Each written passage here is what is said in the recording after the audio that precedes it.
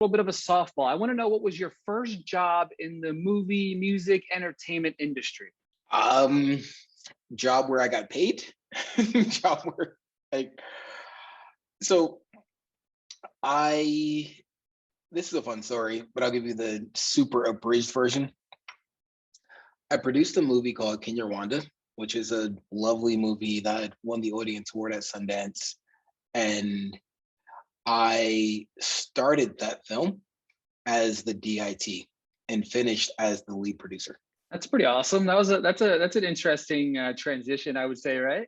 Yes. And mind you, unpaid DIT.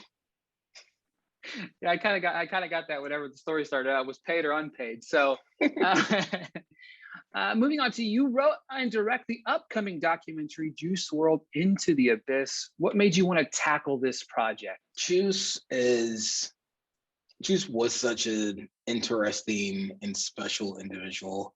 And the more I learned about him, the more I realized there was something to him and to his journey. And he was such a sweet kid. And I say kid because for the film, he's 19 and 20. And he was already a rock star who made sure that he took time to talk about mental health issues, who was in a committed relationship as a 20-year-old rock star, somebody who spent time to remind people to pursue their dreams. And all this from somebody who was one of the most gifted artists ever. And so I, in many ways, am the benefactor of all of that, because I sort of understood some of it, but I really didn't until I got knee deep into it. Speaking of his talent, you do a remarkable job right out the gate, showing us how talented he truly was. What kind of gave you the idea to open it that way? So it's funny. I cut the film with my partner Joe Kehoe. We also cut 40 Years of Prisoner together. And as we were trying to find the rhythm and the language and sort of struggling in the beginning, I don't know quite why or how, but I cut the first 10 minutes in about maybe 2.5 hours. And those 10 minutes didn't change for the rest of it. And so it was just that first freestyle spoke to me in such a visceral way, because it's an incredible song. Like, it's an incredible song that he made up right then and there. And it's one of my favorite songs ever. And it also tells you everything you need to know. And if you really pay attention to the lyrics, you pay attention to what he's saying, to what he's talking about, he tells you the whole trajectory of the film. He tells you the trajectory of his life. He tells you what's going on.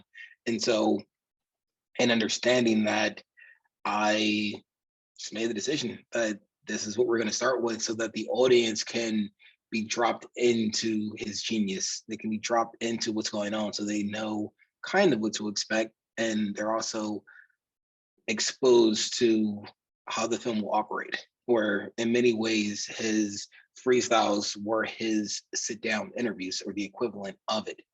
And so that's what it came down to. But also, the other thing was, like, and I wanted to make sure that it was patient and unbroken, and you can just pay attention. And so you don't have credits under it. You don't have anything. It's just him and just what he's saying. Yeah, it's just like this cold opening of just into the world of him. It's crazy because there was one moment where they're talking about somebody's kid loved his lyrics and stuff like that. And that's that. And to be honest with you, that was my introduction to Juice Wrld. My stepson loves Juice Wrld. He's 12. And in digging into this world of Juice Wrld, is that something you found, that he touches all ages, not just, because sometimes when you have artists, they have a specific age group. Juice Wrld, to me, looks like he's touched everybody. Is that what you found? I have. It's all ages, all races, all, like, everything. And so he was just so resonant, and there's something that we can all connect to. And so it's like, you could be a diehard hip hop head. You can be somebody who likes rock. You can be somebody who likes emo music. You can be somebody who likes like whatever it is.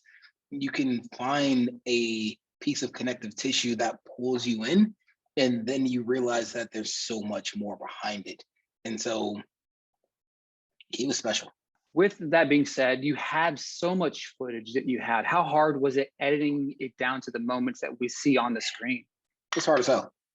It was hard as hell, and was probably the hardest thing that I've done professionally. And just, I got dumped a hard drive in January, and HBO, they were like, so we can air this in December, right? I'm sorry, what? Mind you, to air in December, that means you're locking picture in October.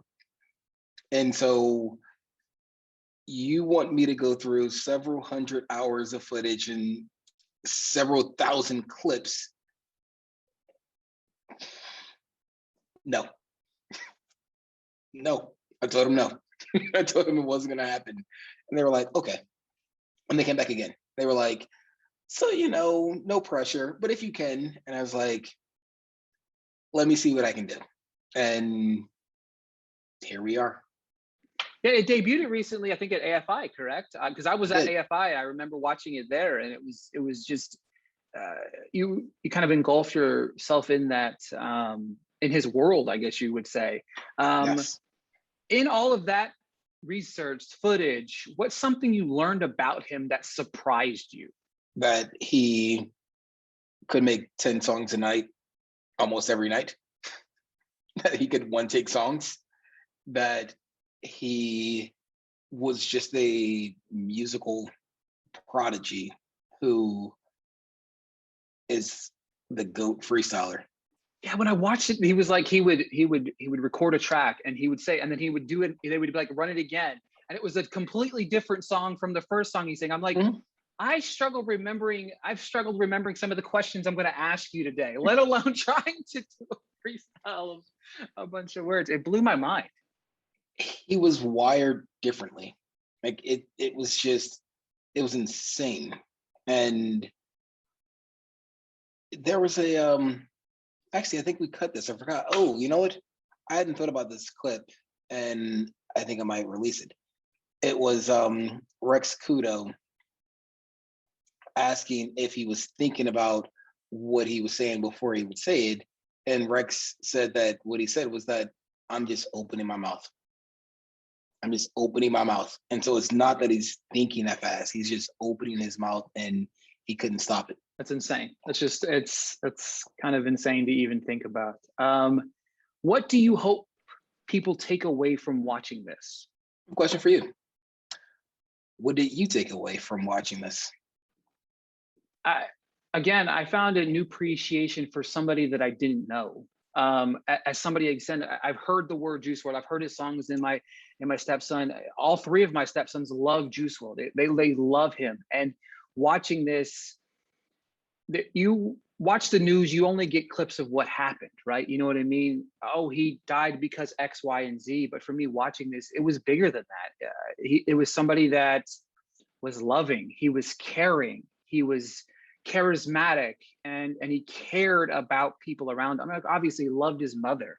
You know what I mean? Like, he loved the people around him, and he wanted to bring everybody into this circle with him. And it blew my mind. Like, just watching this artist, larger than life, and how fast it blew up. You know what I mean? How fast he went from me and you to one of the biggest stars in the world. You know what I'm saying? That's what I took away from it, was that, and I love the way you filmed it. I mean, I was talking to my wife about it. I was like, the drugs are there, right? You don't hide them at all throughout this entire thing, but you never once make it really the vocal point of it. You let it be the artist, the star, who he was, where he came from, what he battled, what he struggled with. And I thought it was beautiful. I appreciate you saying that very much. And that was lovely. And I'm happy that you got that. And that's so much of what I endeavored to do, was to show the complexity, to show the multifaceted person and all the things that were happening, and try to weave a tapestry that supports itself in all of these things. Because he wasn't just one thing. None of us are, but it's easy to reduce somebody to this one thing for ease of storytelling or ease of process or whatever it was. And so I wanted for people to be able to take away the types of things that you got from him for you, and a better understanding of why your kids or stepkids care so much and what they saw in him or see in him. So this is your second consecutive documentary that wrote and directed about obviously a statistic person. Is there one person who hasn't been brought to life in a documentary style that you would want to in the future? I think there are a lot of people who still need their stories told. And it's a lot of what I am working to do through my company, Confluential Films, and through our other company, Black Love. And so there are too many to name, but I will say that I'm not directing a documentary next. Ain't happening.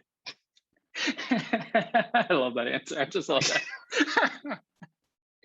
and that'd be my final question to you. What do you find, obviously, directing a film versus directing a documentary? What are some of those obstacles that you face that makes you say the next film you won't want to direct is a documentary? You want to know a crazy obstacle I faced during this one? Absolutely. So I produced a pretty big film for Netflix called The Perfect Find, and we shot this summer in New York.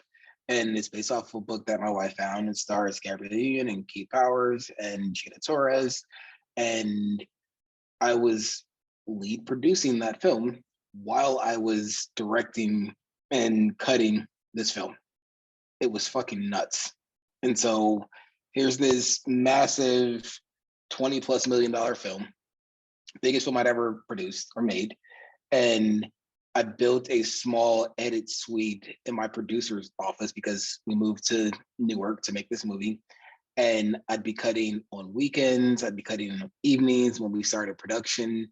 If we were shooting in the evening, I'd go to the office and cut beforehand. If we were shooting mornings, I'd go to the office after and cut. And so in addition to the insanely fast schedule, just made another movie in the middle of this while my family was there. And so I have 3 young boys and my wife. And so doing all of that at the same damn time.